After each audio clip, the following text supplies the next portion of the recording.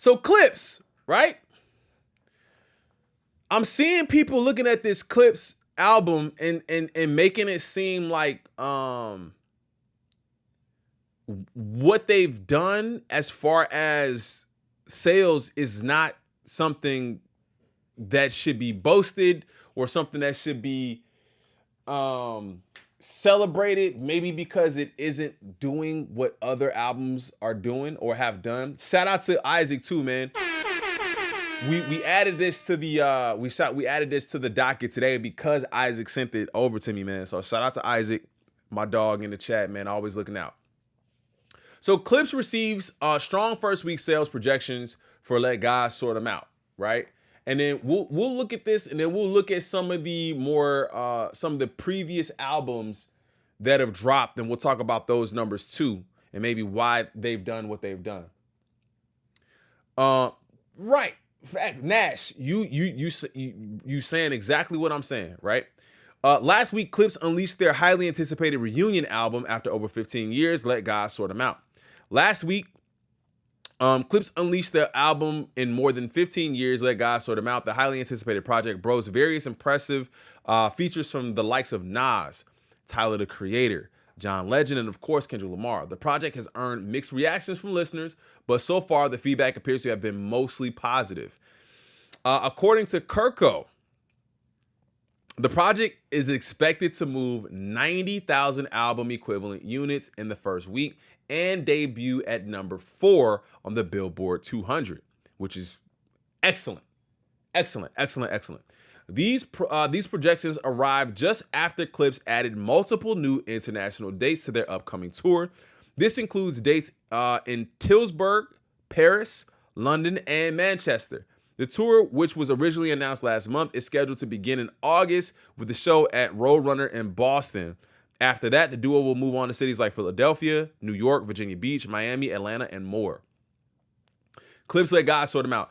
While reactions to Clipse's latest release have been mostly positive, not everybody's feeling it. During a recent appearance on Fat Joe and Jadakiss podcast, Joe and Jada, for example, Pusha T responded to critics calling him out for rapping about drugs and violence so frequently. He said that those rhymes come from a very real place for him. Moreover, he says he's not trying to impress anyone but himself and knows what he personally likes to hear. You can't please everybody. But 23 years in this, I'm not trying to please nobody but myself. That's what I care about. So I could see how that could be a complaint or a gripe or a little bit of like nitpick with somebody. If you've been rapping about that for so long, I remember people used to say the same thing about Jay. Be like, bro, when was the last time you sold anything? Like, when was the last time you ever done that? So I can see where the frustration or the, like I said, the nitpicking might come from. But if you look at somebody who has actually done that before and they're just recounting what they've done, they're still giving you truth. That's the way I see it, right? The person who says, man, I'm sure I don't even the person that says that, man, I'm sure I don't even gel with you anyway, Pusha T concluded.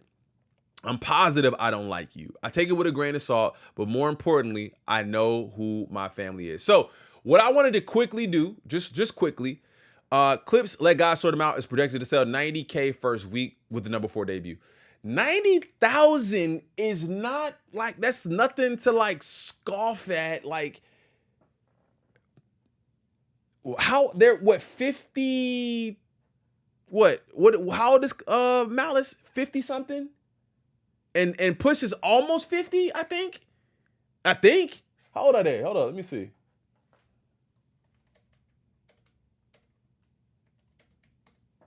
$48? Pusha T is 48? Come on, bro. 48, how old is Malice? He's 52. So they're 48 and 52 respectively. And the only other rapper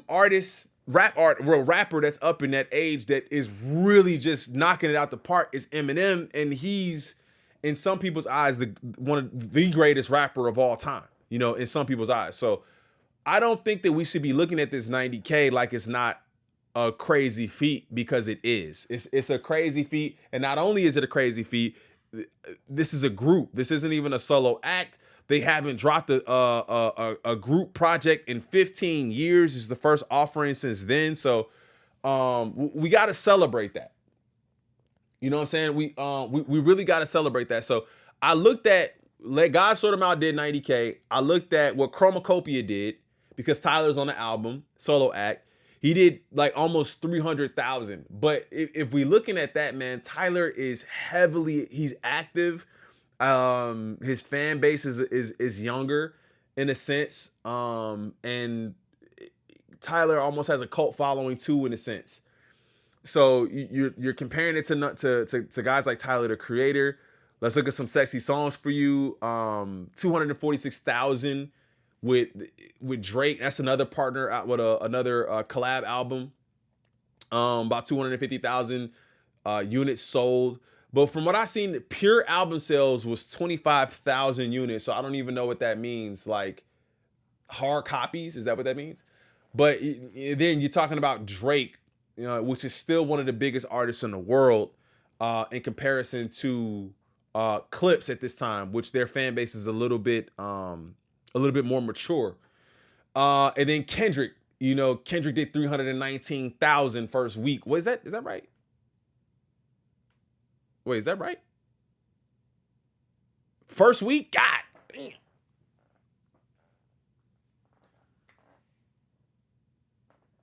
Danny, say I keep missing a lot. So Kendrick did 300,000 in the first week, which is absolutely insane, man. So, like I said, I don't think we can compare artists like Clipse to these numbers. I don't think it's fair.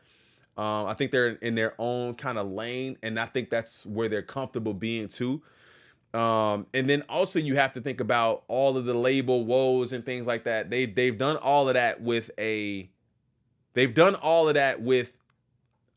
rollout that they've carefully curated on their own, and also leaving a home that they've been at for I don't even know how long. So I think it's definitely something to be to definitely take a look at and be proud of for sure.